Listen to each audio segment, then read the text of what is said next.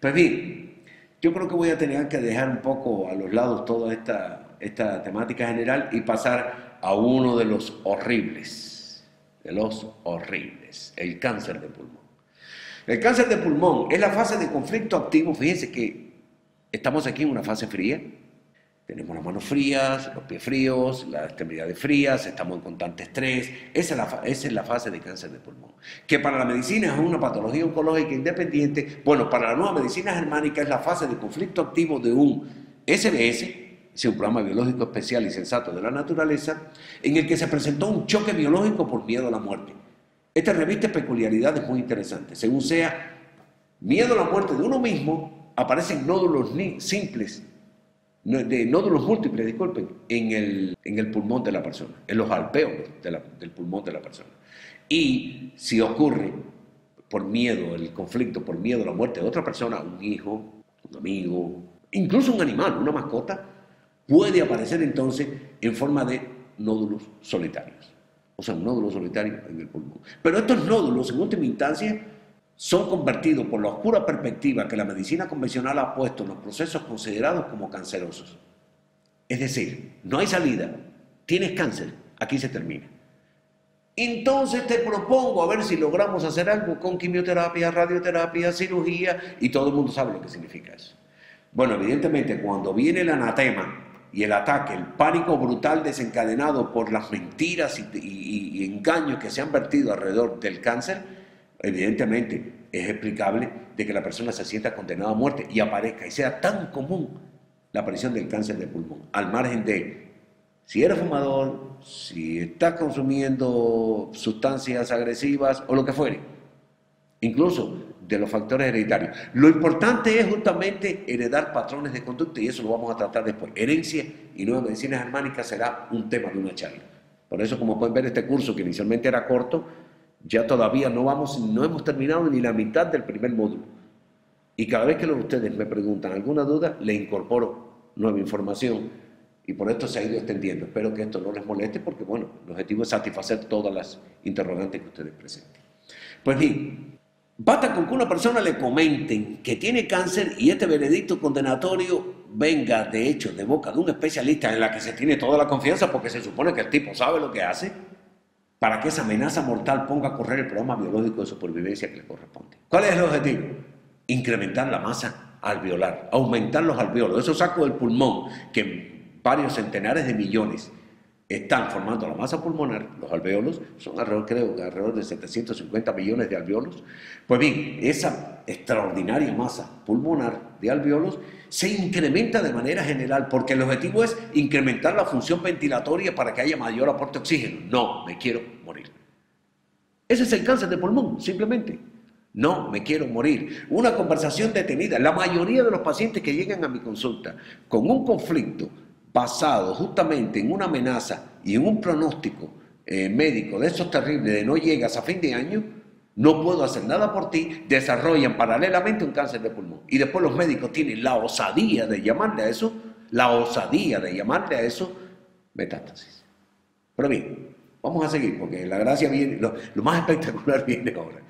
Este cáncer de pulmón, cuando la persona sabe perfectamente que es una amenaza de muerte que va a poder resolver y que no hay conflicto y que no tiene que ver con ciertos patrones, sino que los patrones pueden ser patrones de hábito, pueden ser agravantes, pero no desencadenan nunca desencadenan cáncer de pulmón. Te pueden desencadenar los procesos que sea, pueden ser concomitantes, pero no desencadenan cáncer de pulmón a menos que la persona vaya a su vida amenazada. Cuando la persona vive este evento amenazante, este evento dramático, este evento horrible, bajo esta condición de amenaza, obviamente, en estas condiciones, pues forma un rápido incremento de células ventilatorias, de las células de los alvéolos pulmonares. Cuando estas células ventilatorias sufren o tienen ya el proceso terminado por solución del conflicto, viene una fase de reparación. Pero ¿quién es el que va a reparar esta fase? ¿Quién es el que viene a reparar en medio de la vagotonía? O sea, en la llamada enfermedad caliente, en la fase caliente, ¿quién viene a reparar? Bueno, un temido y terrible enemigo del ser humano. Y digo temido y terrible enemigo del ser humano porque ha sido un super negocio de la medicina y la gran mentira de Robert Koch. Estamos hablando, amigos míos, de la tuberculosis pulmonar. Ahí hay tubérculos en la fase de formación de cáncer de pulmón. ¿Se resolvió el conflicto de miedo a la muerte de la manera en que se resuelva? Y tienen que venir los cirujanos biológicos nuestros a destruir esos tubérculos. Y los destructores de esos tubérculos son justamente el Mycobacterium tuberculosis.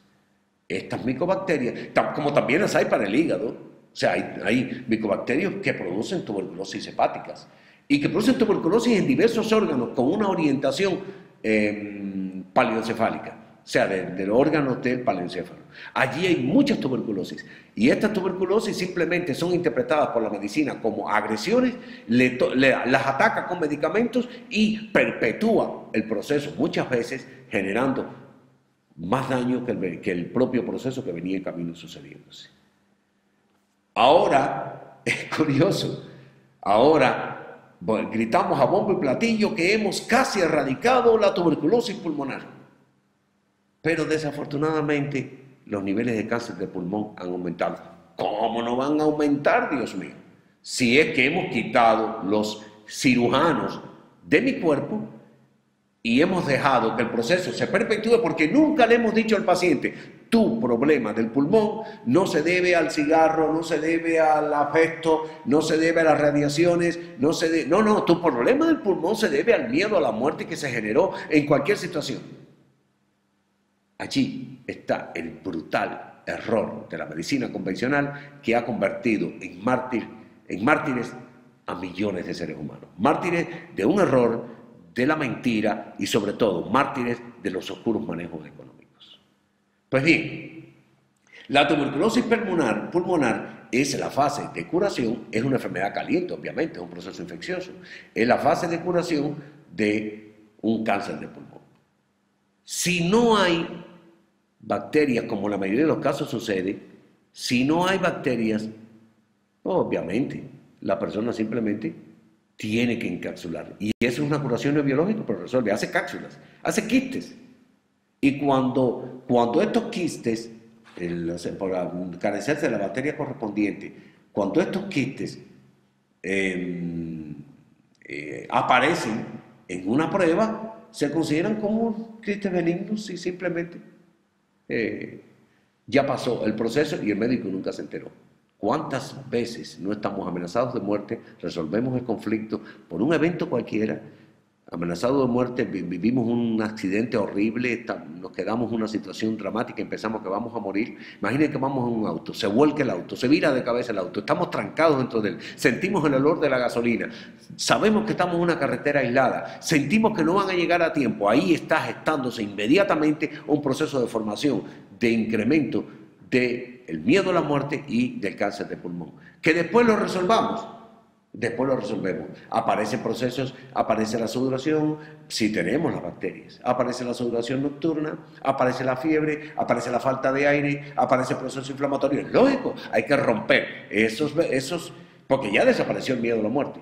Cuando se solucionó, hay que destruirlos. ¿Cuánto hay que destruir? Bueno, ¿cuánto tiempo tuvimos con el miedo a la muerte? Ese es el problema. Pues bien, o sea, la masa conflictual es la clave del problema. Ahora no sé si se explican que decía en la parte de la tuberculosis en la medicina convencional que solo un 10% de las personas que tienen el Mycobacterium tuberculosis despliegan el cáncer, la tuberculosis pulmonar. Lógico, solo un 10% simplemente, porque solamente un 10% de esas personas son las que sufren miedo a la muerte. Así de sencillo es. Pues bien, yo trataré por todos los medios de andar a toda la carrera porque todavía me quedan unas cuantas enfermedades y llevamos bastante rato ya de exposición. Realmente, vamos a continuar. Vamos a pasar a esa trampa que ha creado la medicina moderna en combinación con la farmacia, la diabetes.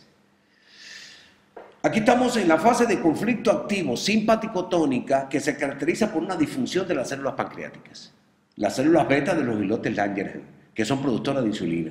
Y esta insulina disminuye normalmente el nivel de azúcar sanguíneo. Si la célula pancreática de los islotes Langerhans, específicamente las células beta, no producen insulina suficiente, hay un aumento del nivel de azúcar sanguíneo. ¿Por qué? ¿Cuál es la explicación? ¿Qué motivación hay para que aparezca la diabetes? Muy simple. Vamos a ver. Según la nueva medicina germánica, aquí estamos en presencia de un conflicto de resistencia y defensa masculino por oposición. Recordemos, cuando digo masculino, digo que la diabetes es solo en hombres. Aclaraba que hay un sector masculino y un sector femenino en la corteza cerebral. Y la diabetes es un fenómeno, un proceso cortical. Es un proceso en el cual la persona se siente en una situación, por ejemplo, en casa, establecida en casa, brutal, de dominio. Imagínense un niño sometido a una presión tremenda en casa, a un régimen al cual no está de acuerdo. O un hombre en el trabajo, pero no puede dejar el trabajo, se le muere la familia. Se le muere de hambre la familia, que por cierto, la expresión se le muere de hambre a la familia es una de las causas más importantes de la aparición de cáncer de hígado. Una presión en la escuela, o una relación social que es estresante, o sentimental. Y en esa situación la persona tiene que hacer un conflicto de resistencia para defenderse. Ese conflicto de intensa oposición despliega un bloqueo de la función inicial de la célula de los beta, de los islotes Langerhans, pero es explicable. Tengo una fuerte oposición, tengo que atacar, porque el conflicto masculino es de ataque. Tengo que atacar, pues simplemente la única forma de atacar es disponiendo de abundante cantidad de azúcar sanguíneo, que vaya a los músculos, adquirir fortaleza y lanzarme al ataque. Ese es el sentido biológico de la diabetes. Pero cuando pasa el conflicto, cuando se soluciona, que muchas veces hay soluciones parciales de este conflicto, la solución parcial de este conflicto simplemente es la causa de que haya recidivas, y recidivas constantes, porque justamente cuando ocurre esto, aparece la fase reparadora, y en la fase reparadora se produce una restauración del funcionalismo de esos islotes beta, de los islotes Langerhans de tipo beta. Y estos islotes Langerhans de tipo beta simplemente tendrán otra crisis en el momento de la fase de epicrisis, en el medio de la fase de reparación, que es de esperar que se produzca, porque la naturaleza ha recurrido a ese recurso. Imaginemos una persona, por ejemplo, porque la situación no es solo el lugar, la oposición puede ser frente a una persona, frente al padre, frente al tutor, al hermano, a un pariente, a la pareja, al profesor, al compañero de trabajo, al terapeuta. Se puede hacer resistencia por oposición a cualquier persona con la cual me encuentro enfrentado. Contra la escuela como institución, contra la iglesia, contra instituciones gubernamentales, contra instituciones hospitalarias. Fíjense ustedes cuán amplio es el ámbito de oposición de la respuesta masculina que genera el bloqueo de la producción de insulina en los islotes Langerhans. El objetivo es, subo el nivel de azúcar sanguíneo y estoy dispuesto para atacar. Eso en la naturaleza funciona muy bien, pero con una oposición constante por diversos medios debilita mi capacidad y aparece la diabetes como mecanismo de compensación. Esta diabetes es muy variada, está asociada con el diencéfalo, recordemos que el diencéfalo lo habíamos explicado, no debe confundirse con la hipoglicemia. La hipoglicemia, en lugar de ser los islotes beta, son los islotes alfa. Los islotes Langerhans beta son los alfa. Y aquí en la combinación, la respuesta femenina es de susto disgusto con una situación o con una persona. Y entonces hay asco, repugnancia. Muchas veces incluso está asociado con problemas, con factores de abuso sexual, sexo indeseado o violento, o el angustioso efecto que provoca la sangre, las heces fecales, la orina. Es muy amplio en el caso de la hipoglicemia. De hecho, hay más hipoglicémicos, lo que pasa es que no están estadísticamente manejados, que diabéticos insulínicos en realidad. Pues bien, en niños es muy común este conflicto. Y este conflicto muchas veces se da frente a un alimento repugnante y que lo obligan a comer porque dice el médico que es bueno, o dice el naturista que es bueno, o dice mamá que es bueno. Y muchas veces esto genera ese dramático proceso destructivo. ¿Quién lo perpetúa? ¿Quién garantiza que se perpetúe? Simplemente el miedo, la trampa, el engaño y el manejo brutal de las campañas antidiabéticas. En lugar de atender al conflicto, resolverlo, darle una solución inmediata y aclarar a la persona, vamos a pasar por tales y tales etapas, va a producirse, por ejemplo, un aumento desmesurado del azúcar en la etapa después, o sea, en la fase sudativa va a descender el azúcar y de pronto va a aumentar desmesuradamente en la fase de epicrisis. Preparémonos para esto. Señores, ahí está la solución.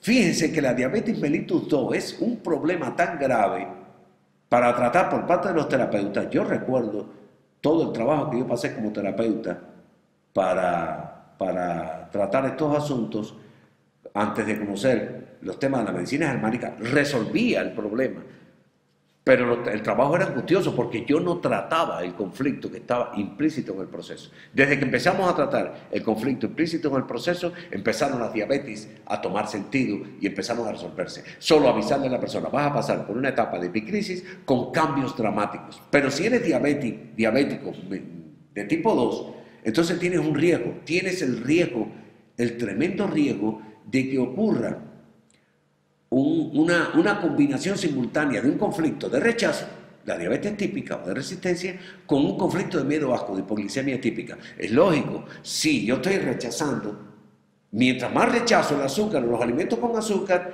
más acentúo mi diabetes. Tengo que revisar si tiene azúcar, si esto lo hicieron con harina refinada, si no, es horrible.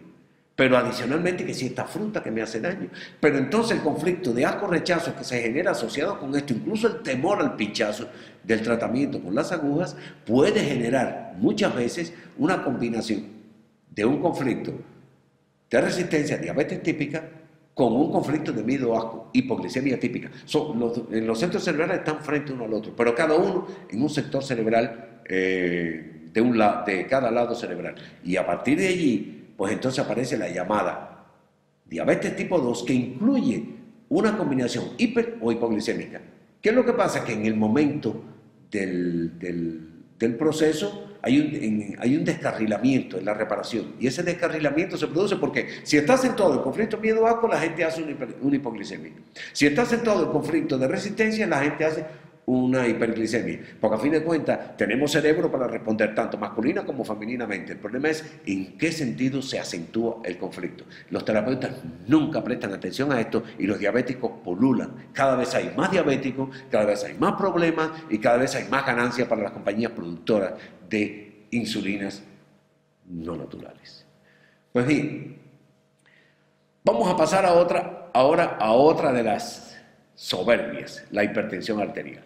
La hipertensión arterial es la fase de conflicto activo, fíjense que está al lado de acá, la fase de conflicto activo simpático-tónica de un conflicto relacionado con el agua, llamémosle conflicto de agua o con cualquier líquido, conflicto de fluido, incluso sin que sea líquido. Por ejemplo, una persona que haya estado a punto de ahogarse, que haya tenido un accidente sobre el agua, pero hay muchos más. Por ejemplo, un conflicto de agua puede ser experimentado cuando explota una tubería de agua. Cuando llegamos del trabajo y encontramos la casa inundada, nos toma de sorpresa, ¡puf! Y nuestra casa, nuestro ámbito, inundado. Cuando hay un problema, por ejemplo, con las aguas albañales, de las cloacas, imagínense, mientras no se repare el daño, el conflicto activo persiste. La hipertensión arterial funciona sobre la base de ese conflicto activo. No tiene que ver con el colesterol, no tiene que ver con hipercolesterolemia, no tiene que ver con la arteriosclerosis, tiene que ver con un conflicto de agua que atañe al funcionamiento renal. Pero este conflicto de agua o de fluido, sigo poniendo ejemplos porque ahora se van a enterar y van a entender por qué la hipertensión es tan variada y tan difícil de tratar con el enfoque médico convencional. Incluso en los tratamientos de la nueva medicina germánica hay que ser muy cuidadoso y son muchas horas de trabajo para poder encontrar el factor que desencadenó la hipertensión arterial. Pero se encuentran y se resuelven. Veamos, porque la concatenación aquí es sumamente interesante. Pues bien, imaginemos por ejemplo que el conflicto es de agua por una inundación. Cada vez que vengan intensas lluvias, es más, cada vez que escuchemos en el noticiero que aparece o que hay una amenaza de un evento meteorológico dramático como una tormenta, un ciclón, una inundación, un tsunami, ahí mismo se despliega el pico de hipertensión arterial. Ese pico de hipertensión arterial pues simplemente es tratado con la medicina y que fue fabricado, claro, porque hicieron descender el pico de hipertensión arterial y nos fabricaron una enfermedad con ella, porque antes era estaba en 160 y ahora en estos momentos por encima de 120, ya con 140 la persona es hipertensa y tiene que empezar a medicarse. Es brutal. Pues bien, intensas lluvias, fuertes nevadas, heladas y decenas de factores pueden ser desencadenantes de este conflicto, pero también son recidivantes, o sea, vuelven a tocar el conflicto sobre las pistas que el cuerpo se ha creado y la hipertensión arterial se perpetúa. Pero bien, el problema no es ese.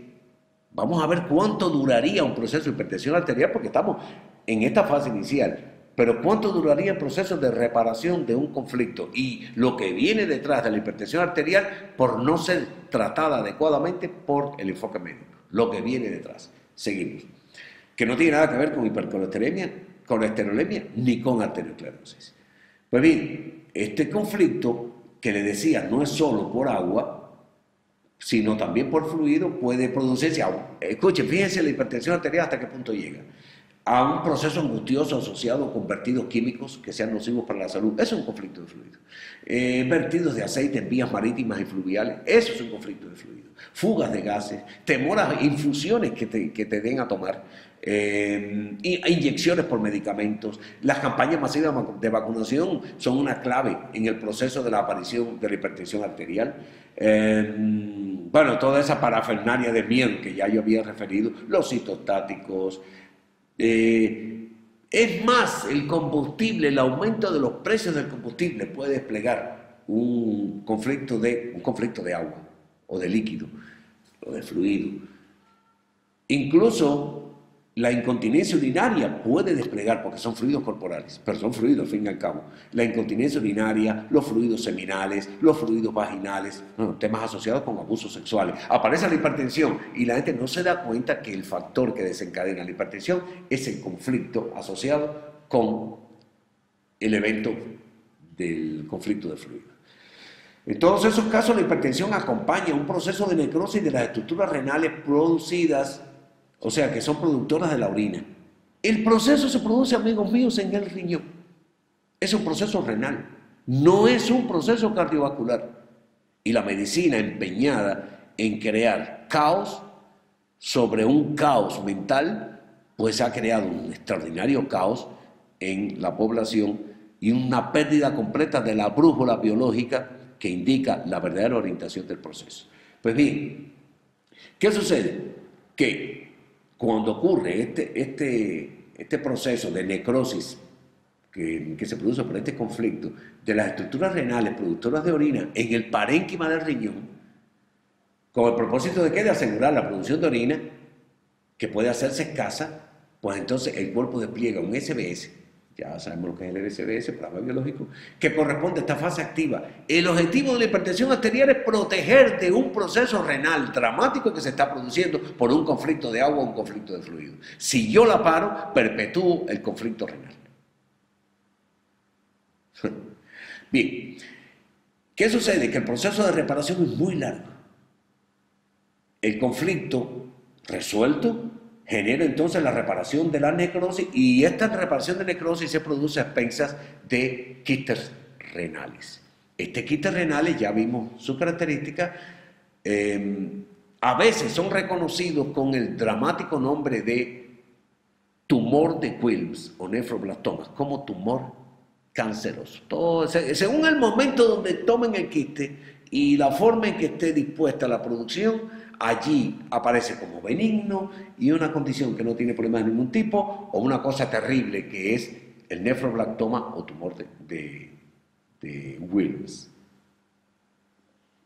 Ahora bien, a partir de aquí, este nefroblastoma o el quiste lleva un largo proceso de reparación que toma 9 meses.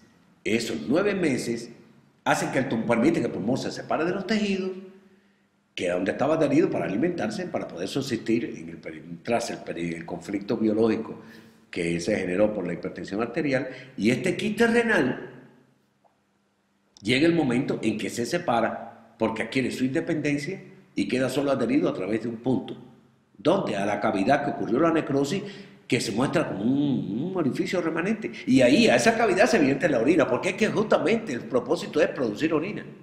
Y ahí es donde se descarga la orina que debe sustituir aquella que se ha dejado de producir debido a la ausencia de tejidos que se destruyeron por la necrosis. Ese es el sentido. Ese es el simple proceso que ocurre. Si no hay interferencia y no hay un crecimiento desmesurado, la persona puede transcurrir, como bien se sabe, perfectamente su vida sin este conflicto asociado con el fenómeno de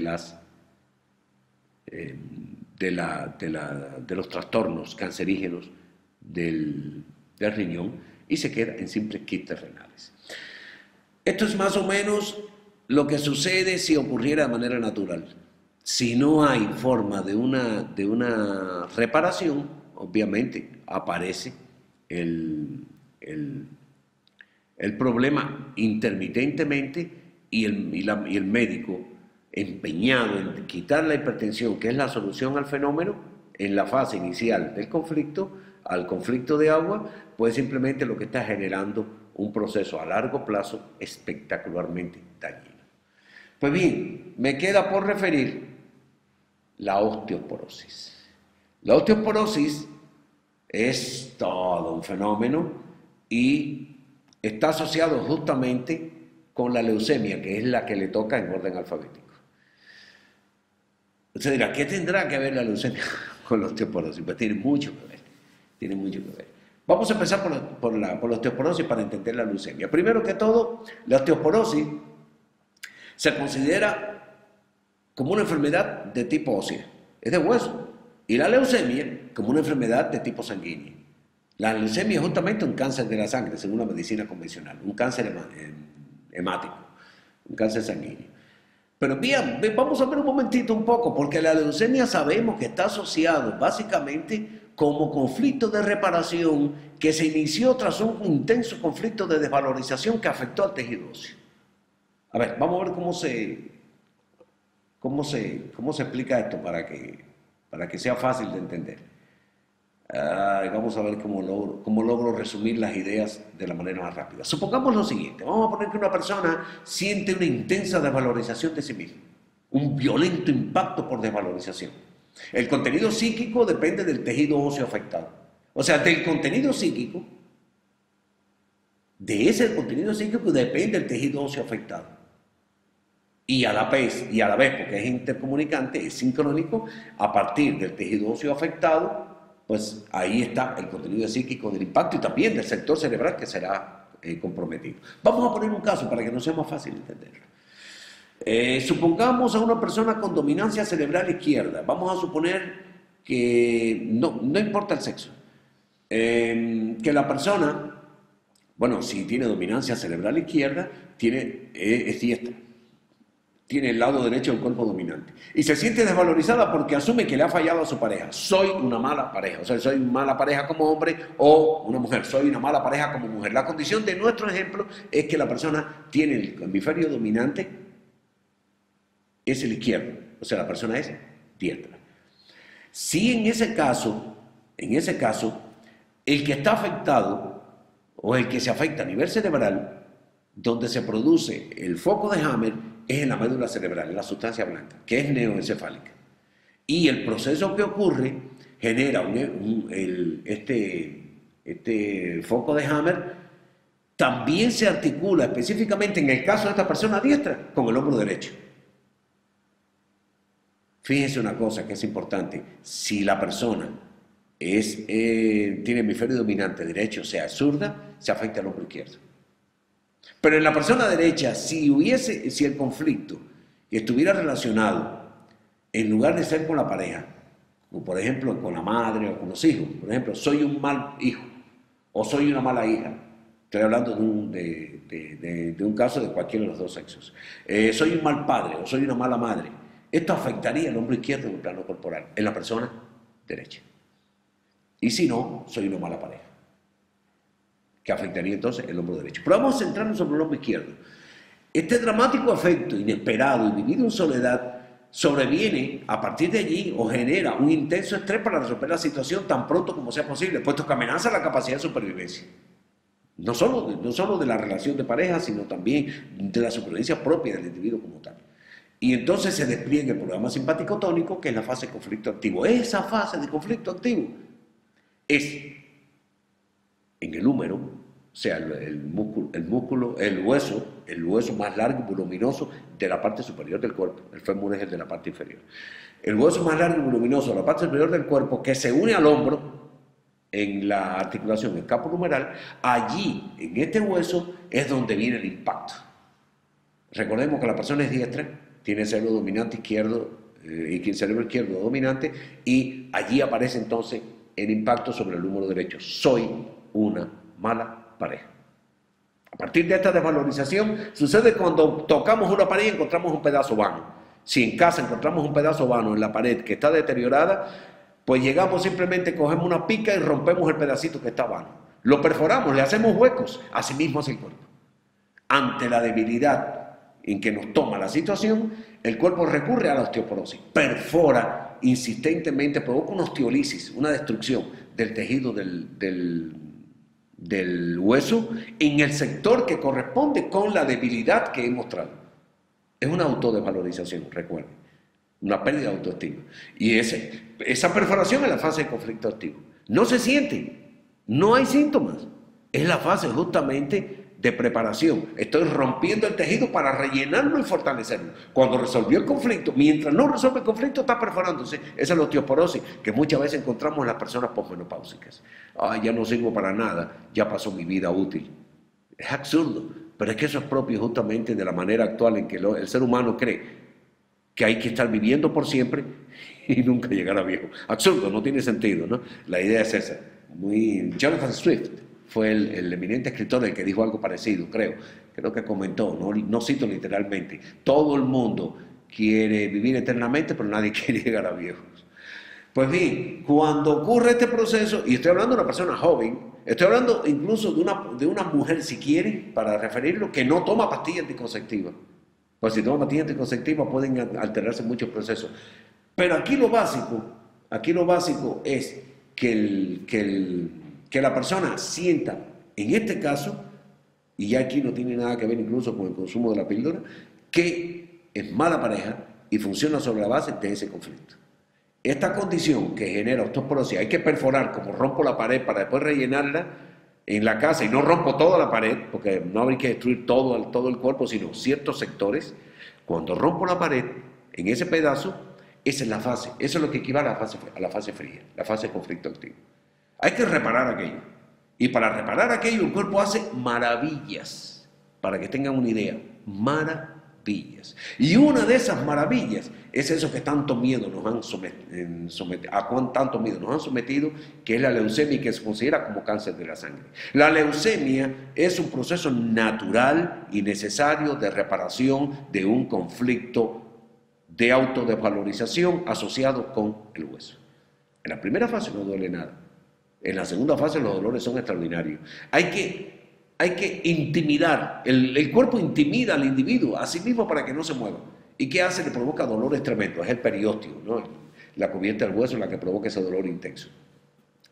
¿Y es por qué? Porque se estira en el proceso ya cuando se empieza a rellenar los huecos que se generaron en la osteoporosis, porque hay que rellenarlo, hay que hacer un callo para fortalecerte y que no sientas más que eres mala pareja. Ese es el mecanismo biológico.